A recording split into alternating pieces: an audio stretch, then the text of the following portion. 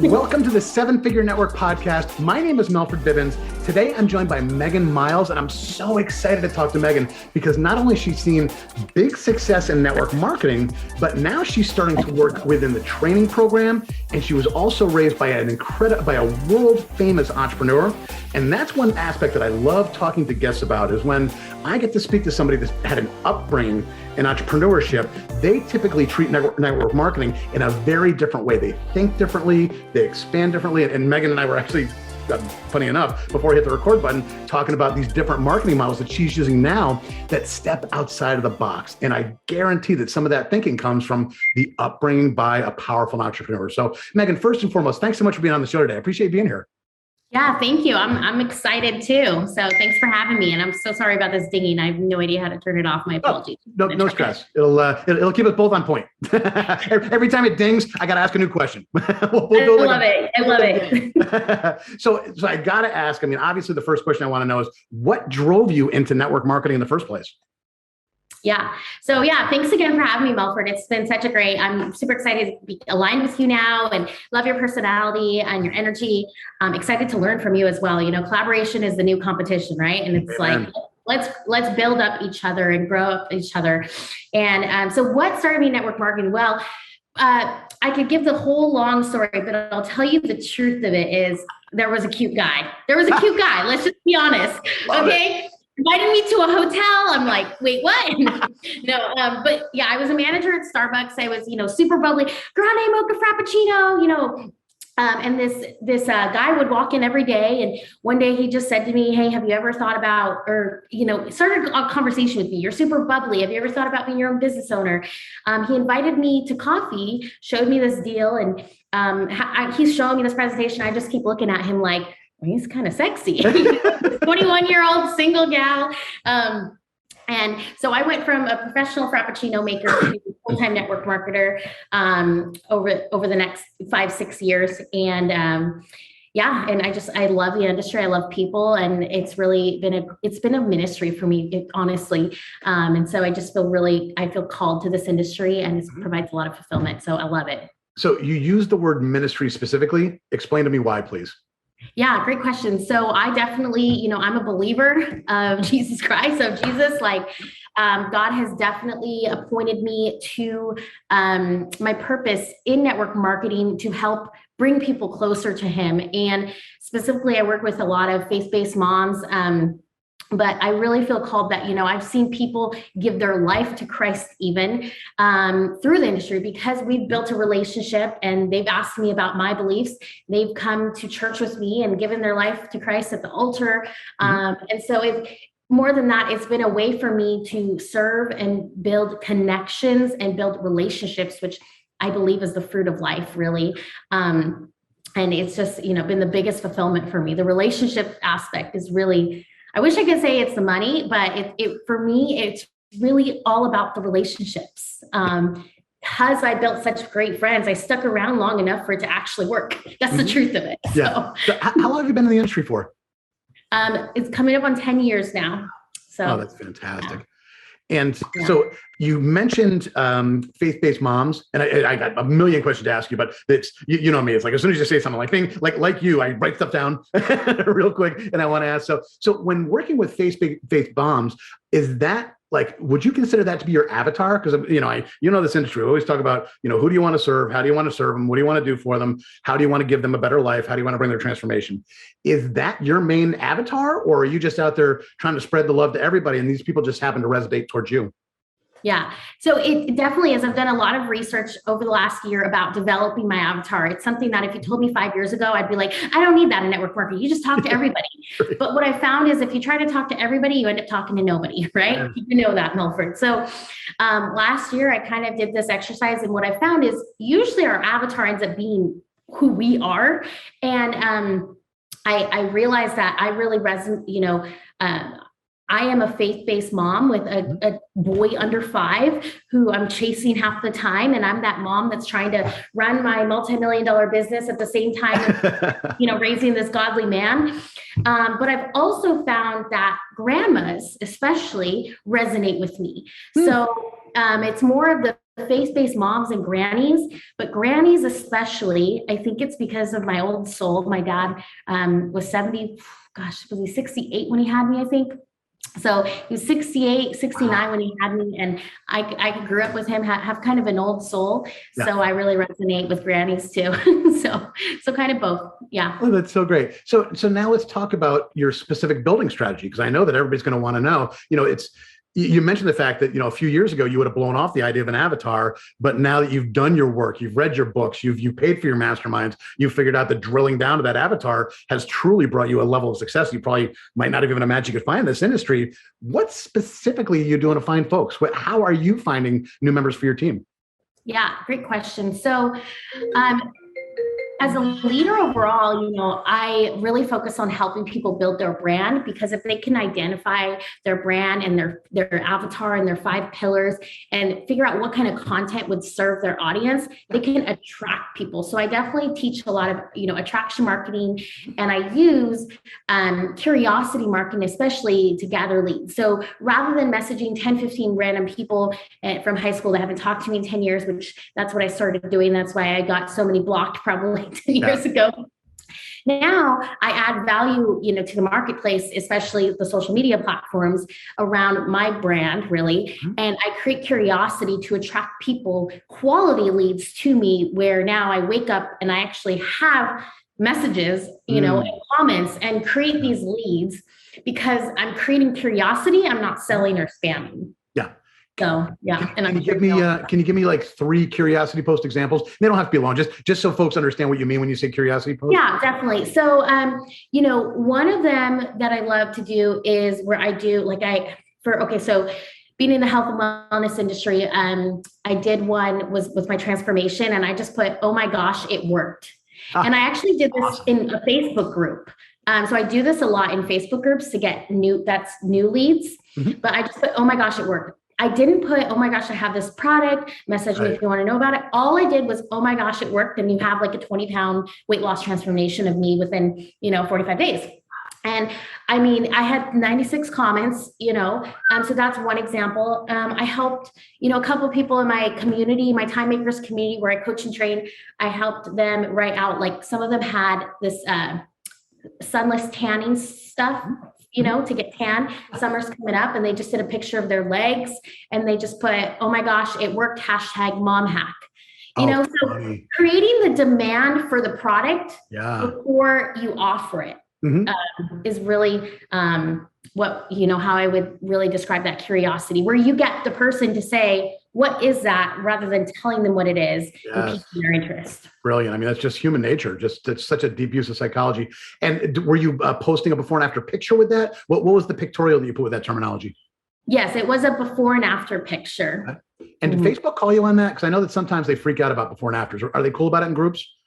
Yeah, I mean, groups are 50-50, right? It's more about the group. I love the Facebook algorithm. The groups, though, it's kind of more of the admin type thing, like sometimes what you can and can't post. And that's specifically why, I got 58 cold leads in 56 minutes or something at one point, and I had 2 sales for a $200 product just from one post, right? So the numbers, right? But who would be willing to message 56 people? But I just have an automated system that basically does it for me. So yeah. And was this a group that you built? No, this is in like what I like to call a niche group. So I basically find interest groups, that pertain to what I like, what my avatar, where I basically go, where does my ideal avatar live on Facebook, right? Where are they?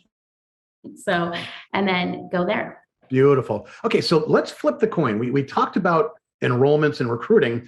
Let's talk about retention. Because, and again, you know me well enough to know that I'm pretty Pollyanna. I'm not a negative guy, but, retention's been a little weird over the last few years, because some companies have exploded, but the people only sold one product and never got the rebill. So that's terrible for, retention goes in the toilet. There's been some people that were so excited that they actually built their business massively during this time. So what were you doing to retain your team during this kind of weird ebb and flow of the last few years? Yeah. So I would say number one, as far as retaining the team and not necessarily on the customer side, it's definitely community. Actually, you can see here, this is like, oh, very cool. It's a great picture. yeah, like I'm a relationship person, right? So I believe, community. I always, when I'm looking at something, I think of Tony Robbins' 6 needs for humanity, right? People want to feel needed. They want to feel like they're a part of community. So when I'm looking at anything, even if it's a new program or a new incentive, I always try to incorporate, do we have the 6 needs, right? For this business model or for this incentive model or sales model, whatever it might be. And community is the number one thing. People don't really join because they want to make money. Yeah, I mean, Melford, I know you are like, yes, let's go, right? It ends up happening, but we join because we know somebody, we like them, we know and trust them, right? And we want community. We want to be a part of something bigger. So I think we had a very strong community where we meet several times a week. We do things like morning motivation. We do all team calls on Zoom. Like we dress up on Zoom. We don't get together in person as much as we used to, right? But yeah, people want that community. Did you build much in your local area, or were you, because again, we're talking about the internet. So did you actually do much localized building, or did you build completely on the internet? I did to begin with. So for the first 6-7 years of my in business, I did. And then it got to a point where my son learned how to walk. And I couldn't take him to the parties and the vendor events anymore. And I put my head down. I'm like, I've got to figure this online thing out. And it took me about a year of posting and not getting any comments and beating my head against the wall. And I just kept trying and trying. And I finally cracked the code and was like, okay, went 100% virtual. Yeah, gotcha. And are you teaching? COVID. Go ahead, please. Oh, no, I was just saying right before COVID is actually when it happened. So oh, my Lord, thank goodness. I actually knew what to do during that time. Holy cow. Because, I mean, think about it. Think about how many people had to learn that after they lost the money. People were going along and I don't care if they were making $1,000 a month or $100,000 a month. They got to the point where all of a sudden the entire industry shifted and a lot of people weren't ready for it. So you prepared beforehand. Yeah, not really knowing, but yes. So luck. Thank goodness for luck. So do me a favor, tell me a little bit about, are you doing much work internationally? Because again, we're talking about the internet now. Are you appealing to an international audience? Because I know that, faith-based moms is a really big thing for you. Christianity is in specific countries a lot more than other countries. Are you steering towards specific countries because of that? Or are you just sort of putting it out there and seeing who in the world finds you? So that is such a great question. I love that you asked that because I'm learning from you, right? I hadn't even thought of the Christianity thing. Oh, good. I'm so glad to hear that. Good. So I love that, learning from you. Up until a few months ago, we were not global. Okay. So our team was not global. We had a recent transition. And so I'm just now kind of starting to think about that global aspect because I've just had so many hot leads to kind of go through as it was. But, I could definitely think I'd love to go have a reason to go to Spain a lot. Right. So, and over the next few years, my son will be getting old enough where I can take him on more stuff like that. So I won't have to do as much. Like right now I'm 100% virtual, except for my relationships in person at the gym and church and stuff. Right. But, so yeah, that's a great thought. And I think that's master marketing right there. I mean, gosh. Well, that's it. So now I want you to think about it. So now let's take that one step. It's funny. I'm like teaching a lesson now in the middle of the podcast, instead of asking you questions. Love it. Let's take it one step further now. Now let's think of countries that have a lot of Christians that are having financial issues, because these are the quote unquote emerging markets that they're going to need your assistance so much. And the reason it's going to be so important is because in an emerging market, making $100 a month is like us making 10 grand a month. Like there's such a massive financial flux between the states of the countries right now that if you can find some faith-based moms in some of these emerging markets, you could literally change the life of a village by just making them an extra, if 10 of these women make an extra $100 a week, think about like some of the African places where these people are like really hurting for money. They're Christians. They have this love of Christ, but they just have no way to get out of this situation. And they might be doubting their faith. I mean, like think about that. Like that's another layer where you can help them not only bring back their faith, but also bring back the money for their families. Sorry, I didn't mean to like teach a lesson in the middle of a podcast. No, and for those of you watching, like I'm massive notes. I'm a note taker, and that is such a great idea because especially since I speak Spanish. So I could really I speak a little bit of Italian. I've been there. I know how to say dove se cappuccino. Where's cappuccino? But I speak German, and that's a primary, Catholicism especially. Yes. But the fact that, using my languages to my advantage as well. I was building in Mexico. I did used to build local in Mexico. This was probably eight years ago, but I would go down there and do weekly events in Spanish. So definitely using. Yeah, that's think of Central and South America. Like everybody's Catholic. Everybody speaks Spanish. They all need more money. Yeah. There you go. New business hook. I love it. And it's a very humbling thing. Like you said, gosh, this is just light bulb. Because here, like you said, an extra 100, 500, they're like, I don't need to do that thing. People over there, are like, I'm hungry. And, can you imagine extra $200 a month in Guatemala? Like, life-changing. Yeah. And then they can help the other people in their town. So now you've impacted an entire town by you just being yourself and being this beautiful human being that's trying to help out. Love it. All right, this has been fun. We're doing business. So let's go one step deeper. Let's. Now my action item is to go and look at what countries are Spanish speaking and faith-based Christian, or especially the Catholic Church. Exactly. And find out which countries we're open in, because I couldn't even tell you 100% right now, because I'm still kind of new over here. And then come up with an action plan. I just did a live about, plan, prepare, execute. Yes. And instead of trying to tackle all of them, come up with a strategy of how I can implement 15 minutes a day, because that's what I'm all about, is productivity, to just create new leads in that area. Yeah. So, boom. Do your research, find out the top 3 health complaints for that country. Dig deep into that, because then you might find the Facebook groups in the foreign language for that particular issue, or whatever they have. Like China has their own version of Facebook, whatever. But you might be able to find some internet groups of these folks who are all coming together, and now you're just using the same exact technique, but now you're able to drill down more with faith, more with their individual, because the health issues they're having in Guatemala might be entirely different than we're having in Florida. So you really want to ask how am I able to help you both on your health end, but also financially speaking? I mean, what a great way to start up a conversation with new people. Yeah, so good. I love the business approach to it, because so often people are like, just get in and start making a list and show people. It's like, no, get strategic about how you're going to execute a business, not a hobby. Yeah. Right. And coming from the 7-figure network stance, we would be looking for health-based businesses down there. Yeah. Find the individuals, because you're going to be able to talk to them easier, but finding the businesses will allow you to find other entrepreneurs who are used to selling to a massive audience in that area.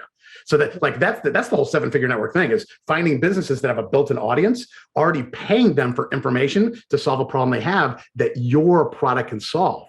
So if you can find all these South American countries or doctors or health professionals that have these issues, because pharmacology is completely different down there, health insurance is completely different down there, you might be able to solve some real massive problems for their patients that they might be having a problem with. And then again, also adding money to their practice so they can retire a little bit earlier.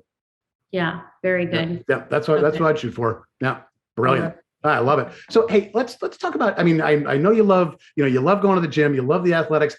Do you think that being a physically driven person has helped you in this? Because, some people love the gym. Some people have never been to the gym in their lives. Do you think that, being that sort of outgoing, physically driven person has helped this industry for you, or is it just how you're born?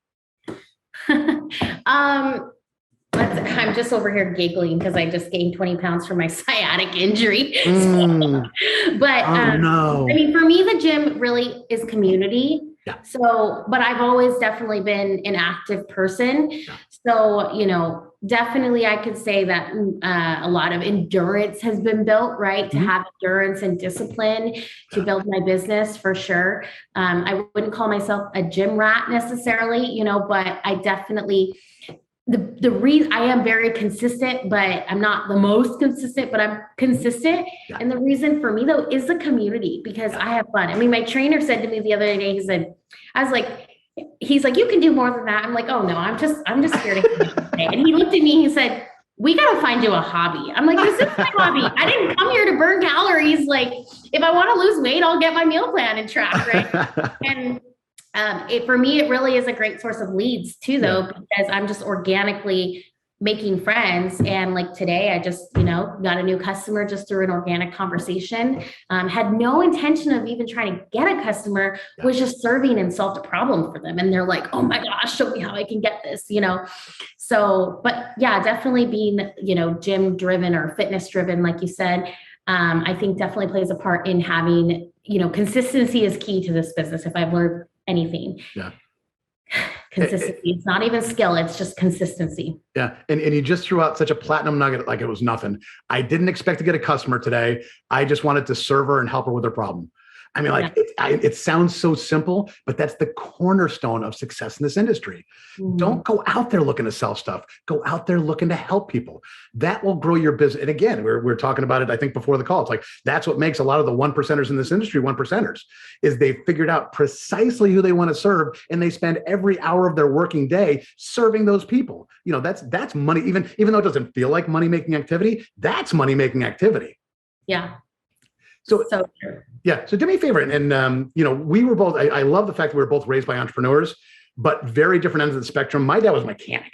So I was raised like totally blue collar. Like I like the fact that I make my living doing this is just ridiculous. It's unbelievable. The paradigm shift in my life, but I grew up as an entrepreneur. So, it's, you get your own business, you start your own thing, you run things, if you have to work for somebody, you're going to be the boss. You had an incredibly interesting entrepreneurial upbringing. Do me a favor and tell me a little bit about that. Yeah. So my dad invented the Lee press on nails, which kind of made a dramatic shift in the beauty industry, and he was a genius. I mean, he passed away about 6 years ago. And so, sorry, I didn't realize I'm kind of getting a little emotional, and I don't really with my dad, but I mean, I do, but I get it. It's just looking back now, I see how incredible it was. And I never really realized it. Like, he died when I was 26. So I didn't really get to, and he had a lot of dementia. So looking back now as a business owner, I'm like, oh my gosh, there's so many things I wish I could pick his brain about now. Right. Yeah. And so, however, he raised me very well-rounded. I was an international traveler by the age of 2 months, taught me how to start my own businesses. I had a tie stand at the age of 4 instead of a lemonade stand. I drug out all his ties, his Prada, Gucci. He was so mad. But when I had that $100 to take to the bank, he was like, good job. And we went and put that in. My first $300. I sat in board meetings, at the age of 6 and up. By the age of 12, I was in the labs actually doing the chemistry and learning all of that. So he really exposed me to business at a very young age. And so I think that's part of why I've never had any fear around taking a risk or putting myself out there, especially even just with meeting new people, traveling alone. Even I was in Italy for 30 days, absolutely alone. Like it was nothing. So yeah, a lot of really great experience that just helped me become somebody who just, always took risks, and understood that, the entrepreneur is a person who jumps out of the plane and just hope that the parachute works. Right. Exactly. So yeah. If you were to start again today, because this is a question that I really want to ask you, because again, you've made a paradigm shift in your business. I mean, you did it before COVID, which was amazing. You and I, again, we're talking about the fact that you've in some masterminds, you're really doing a lot to develop the business end of what you do, becoming a truly business-driven entrepreneur, not just, and I hate to say just a network marketer, but I hope everybody knows what I mean. She's really going deep into becoming a better entrepreneur. Can you give me 1, 2, 3? I don't want to limit you, but at least a couple tips. If you were to restart today, no lists, no friends, no nothing. Just Megan falls out of a plane, just like we talked about before. She falls out of a plane, day one. I got nothing, no following, no Facebook, no nothing. I just joined this company. Can you give me 1 or 2 tips for somebody? Yeah.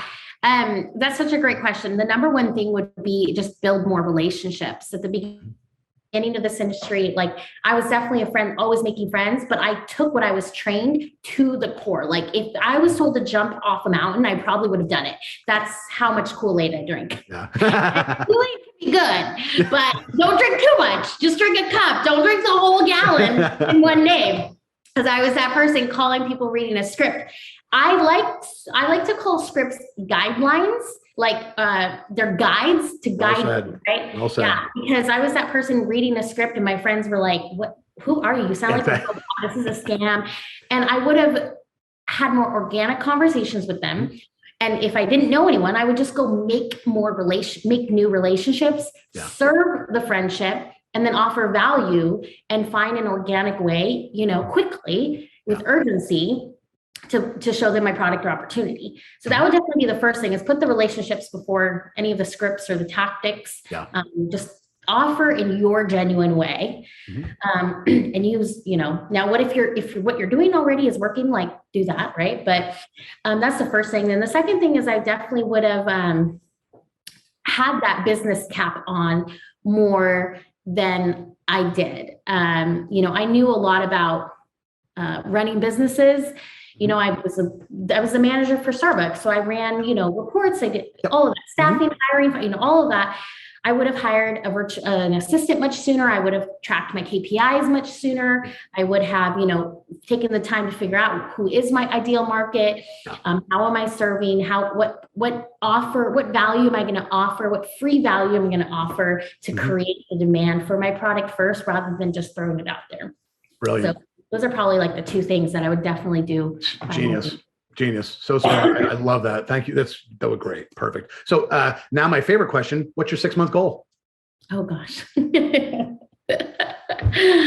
I'm cracking up because I know better, right? I know we should always have a goal, but I'm in this season where I'm like, I don't know if I have a goal, because my goal is to keep my 4-year-old alive. A great goal. That's the ultimate goal. Right. My goal is to keep doing what's working right now. But definitely, in the next 6 months, I'm kind of waiting to see what goes on with the market, but be able to continue to fund another investment property. And so as much as I would love to buy a boat, I don't want to bring out another 1,000, but to be able to say, hey, I could buy this boat right now if I want to, Right. So that I guess would be the goal. Gotcha. Okay. So let me give you a little bigger challenge. How about a 6-year goal? Do you have, because now we're really stretching out, because now your son's, now we're dealing with a 10-year-old instead. Different game. Yeah.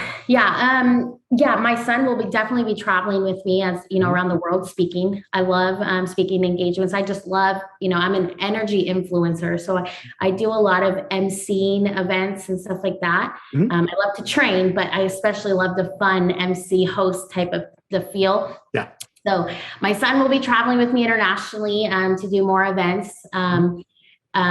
I will definitely have a waterfront property. So that's my before 40 goal. It's scary to say that's really close. So is that what you mean by goal? Like, oh, absolutely. Yeah. Tangible result? Oh, yeah. So you're definitely having a waterfront property. That's basically, a Vrbo, an Airbnb, that I can go to kind of whenever I want, though. And have a decked out Jeep, because I just cannot pull the trigger on one right now, because I could not have it as a primary driver. Right. Gotcha. Yeah, no, that's great. I appreciate it. I know it's a hard question, because it's what's yours? I want to know what's yours, Melford. Oh man, we're launching 4 different companies right now. So I'm hoping that to be blunt, within 4 years, I'm hoping to be retired and just working with personal training clients. Just train some clients here and there. And, the book, everything's exploded. So, hey, Megan, thanks so much for being on today. This has been really fun. It's funny. I almost feel like I derailed half of the conversation by us going over a little lesson, but I hope it helped everybody. I mean, that's the important part is, you know what? No. One last thing we wanted to talk about was Time Makers Community. I almost forgot. I'm not going to let you go until you tell us about Time Makers Community. Yeah. So, one of the things that you talked a little bit about, how can you generate leads? Like, one of the biggest obstacles for people is lead generation. I've gone through my whole market. Now, how do I attract new customers, new leads? And I think, one of the things is you've got to develop a brand. It doesn't mean you have to have a website or anything, but develop, who you are, what you serve, how you serve it, right? And I've developed a brand called Frazzled to Free, and it's a online community where I teach a lot of different principles, but I help faith-based moms increase their productivity and teach them kind of the attraction marketing model. And so, it all actually started last year when I came home from Disney World, a flooded house. My house had completely flooded. And I created this blueprint called the 1 hour work day. And it's actually derived from, Tim Ferriss has a 4 hour work week, read that book, and I, learned about virtual assistants, outsourcing, all this stuff. And so I came home from Disney World. My house was completely flooded. The daycare had flooded. And I'm like, I'm doing 9 coaching calls a day. I'm tied to my business. My income was explosive, but I was tied to the business. I had the financial freedom, but not the time freedom. Yeah. And I was craving more time with my son. And so what happened was it was 6 a.m. and I just kept thinking, how am I going to survive? Because I don't know how long I'm going to be in this mess, how long I'll be without childcare. So I was in this room actually. I pulled out a paper. I started jotting down, doing a brain dump. What are the things I have to do every day so I can make sure to stay on top of things and to maintain my business and continue to attract customers and help my team. And I made this list, and that turned into a blueprint called the 1 hour workday blueprint. And so I have a free copy of it. You can go to www.onehourworkdaychecklist.com. Love it. onehourworkdaychecklist.com. And it's a free blueprint that basically breaks up in intervals of exact activity that moms can do on social media, or anyone can do, right, to attract more customers to them, create new leads, follow up, just has all the things in one blueprint, so that so many days we wake up and we do a little of our business and we do a little, we're like, did I really move the needle in my business, right? Did I really attract one new customer? Yeah. So this will help you do that. And from that, we've developed this, what's called our Time Makers community, which after you get the blueprint, you'll get into, our Friends for Free community, and you can learn more about that. But really just helping through group coaching has been a lot of fun. And we're all about, making more time for the future, not necessarily time saving. We're taking the time because we're putting in more time right now to make more time for the future by setting up systems and automation and outsourcing and stuff like that. Oh, that's great. I love it. Thanks so much for talking about that, because I knew you had a free gift for everybody. Do me a favor, website one more time. Free gift. www.onehourworkdaychecklist.com. Brilliant. And so if you're somebody who is really craving to know what's the exact activity that I need to do every day on a consistent basis to attract more customers and prospects, then that's a blueprint that's going to help you do exactly that. And you can grab that at that site. Brilliant. Excellent. Thank you so much for the free gift. Everybody appreciates it. Sure. And it will be in the show notes. So don't worry if you missed it, we'll make sure it's in the show notes. But Megan Miles, thanks so much for being on today. This has been a really fun interview. Really enjoyed it. I think we've been able to give a lot of great advice out. And I am looking forward to hearing what you've got going on. You've got the 5-day challenge for your faith-based moms. You've got the Time Makers community. I'm just so excited to see where this goes for you. And I can't wait to see where your son gets, because I got to be on you are building him into a network marketing giant. Oh my God. I ask him every day, I said, success build or habits build what? And he goes, success. Habits build what? Success. Oh, great job. So yeah, he's going to be a little Tony. His name's Anthony. So he's going to be like a little Tony Robbins. Brilliant. I love it. That's fantastic. Hey, thanks again, Megan. I appreciate you being on. It was so good talking to you. Awesome. Thank you. Have a great day. You too.